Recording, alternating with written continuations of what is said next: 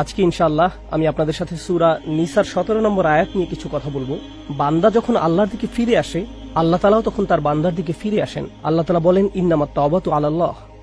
ফিরে আসা, কেউ যদি খাঁটি মনে সত্যিকার ভাবে আল্লাহর দিকে ফিরে আসতে চায়, তবে তাকে কিছু শর্ত মেনে নিতে হয়। অন্য কথায় আরবি শব্দ ইন্নামা বিশেষ কিছু বোঝাতে ব্যবহৃত হয়ে থাকে।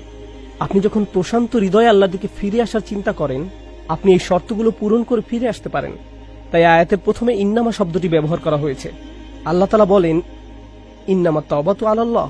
নিশ্চয়ই আল্লাহ তাআলা আপনার তাওবা কবুল করা তার নিজের উপরে অপরিহার্য করে নেবেন। যদি আপনি এই শর্তগুলো মেনে নেন, তিনি নিশ্চয়ই কবুল করবেন। লিল্লাযীনা ইয়া'মালুনা সুআ বিজাহালাতিন। এই তাওবা গ্রহণযোগ্য হবে তাদের জন্য। এই তাওবা গ্রহণযোগ্য হবে তাদের জন্য যারা কুৎসিত, ঘৃণ্য, জঘন্য পাপ কাজ করে। এই সবগুলোই সু এর অর্থ হিসেবে ব্যবহৃত হতে পারে। আর বিজাহালাতিন অর্থাৎ অপ্রতিরোধ্য আবেগের বশবর্তী হয়ে, যেমন কুকর্মের প্ররোচনা, রাগের বশবর্তী হয়ে, হতাশার আগুনে পুড়ে, অথবা এমন কোন শক্তিশালী মানবিক অনুভূতি যা ওই মুহূর্তে আপনার উপর বিজয়ী হয়েছিল, তারপর তারা ওই পাপ কাজে লিপ্ত হয়ে পড়েছে। এটা হলো জাহালা। আপনার অলসতা এক ধরনের জাহালা। আপনার ফজরের নামাজ বাদ যাচ্ছে শুধু আপনার অলসতার জন্য।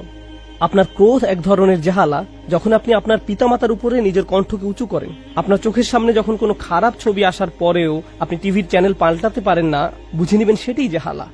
আল্লাহ তাআলা বলেন, বান্দা যখন নফসের প্রতারণার শিকার হয়ে খারাপ কাজ করে ফেলে, তারপর নিজের মনে ওই কৃতকর্মের জন্য অনুশোচনা জাগে, সুম্মা ইয়াতুবুনা মিন করিব। প্রসঙ্গক্রমে এখানে লক্ষণীয় বিষয় হলো সু শব্দটি একবচন, সুম্মা ইয়াতুবুনা মিন করিব এটি বহুবচন না।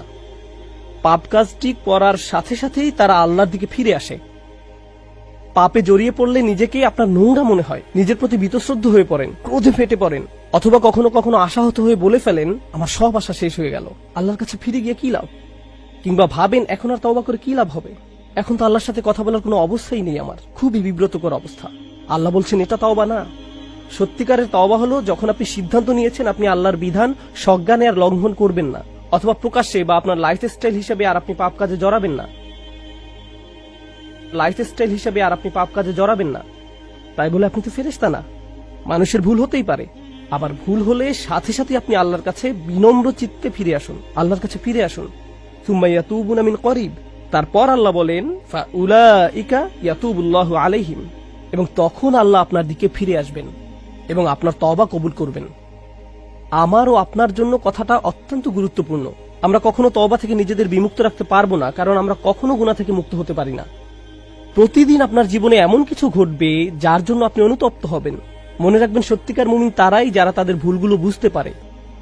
পাপ থেকে সর্বতরূপে বেঁচে থাকা অসম্ভব, কারণ খারাপ কিছু আমাদের সাথে যে কোনো সময় হতে পারে।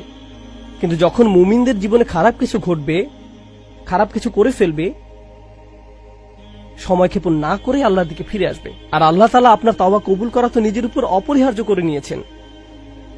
ওয়া কানা আল্লাহু আলিমান হাকিমা। আর আল্লাহ হচ্ছেন সর্বজ্ঞ এবং পরম জ্ঞানী। আল্লাহ জানেন আপনি কি অবস্থায় আছেন। আপনারা জানেন, একজন অপরাধীর অপরাধ যখন বিচারকের সামনে উপস্থাপন করা হয়, তখন অপরাধী ব্যক্তি এবং তার পক্ষের উকিল বিভিন্নভাবে বিচারকের সহানুভূতি আকর্ষণের চেষ্টা করে। যেমন তারা বলে, আপনি জানেন যে মূল ঘটনা এমন ছিল না, অথবা মূল ব্যাপারটা শুনলে হয়তো আপনি আপনার সিদ্ধান্ত থেকে ফিরে আসবেন। কিন্তু আল্লাহ তাআলা আপনার সবকিছু জানেন, তিনি আলিম। আপনি আল্লাহ তাআলার চেয়ে উত্তম কৌশলী হতে পারবেন না, এবং তিনি জানেন আপনার অপরাধ ক্ষমার যোগ্য কি না। ওয়া কানা আল্লাহু আলিমান হাকিমা। আল্লাহ হচ্ছেন সর্বজ্ঞ, পরম জ্ঞানী। তাই আমি আল্লাহ তাআলার কাছে দোয়া করি, এই রমজানে তওবা করাটা যেন আমাদের অভ্যাসে পরিণত হয়। তওবা যেন আমরা নিয়মিতভাবে, সচেতনভাবে এবং সজ্ঞানে করি। মসজিদে সবাই যখন দোয়া করে আপনি তখনই শুধু তওবা করেন এমন না। গাড়ি চালানোর সময় তওবা করবেন, গাড়ি চালানোর সময় তওবা করবেন, কারণ আপনি এমন কিছু দেখছেন যা আপনার দেখা উচিত না। আপনার কান দিয়ে এমন কিছু শ্রবণ করছেন যা আপনার শোনা উচিত হয়নি, অথবা এমন কোন আড্ডার মাঝে আপনি উপস্থিত ছিলেন যেখানে যাওয়া আপনার উচিত হয়নি। হয়তো আপনি নিজের অজান্তেই ওই আসরে আপনার ভাই, আপনার বোন, পিতা বা আপনার কোনো বন্ধুকে নিয়ে গীবতে জড়িয়ে পড়লেন। আপনি এমন ব্যক্তি না যে স্বীকার করে না যে ওটা আসলে গীবত ছিল। আপনি ওই রকম ব্যক্তি যে নিজের ভুল ধরতে পারেন আর বলেন ওইটা আসলে গীবত ছিল। আপনি নিজেকে চেক করেন আর তওবা করেন। সাথে সাথে আমি আল্লাহর কাছে দোয়া করি, আল্লাহ তাআলা যেন আমাদের বেশি বেশি তওবা করার তৌফিক দান করেন এই মাসে, এবং আমাদের সকল তওবা যেন কবুল করেন। বারাকাল্লাহু লি ওয়া লাকুম।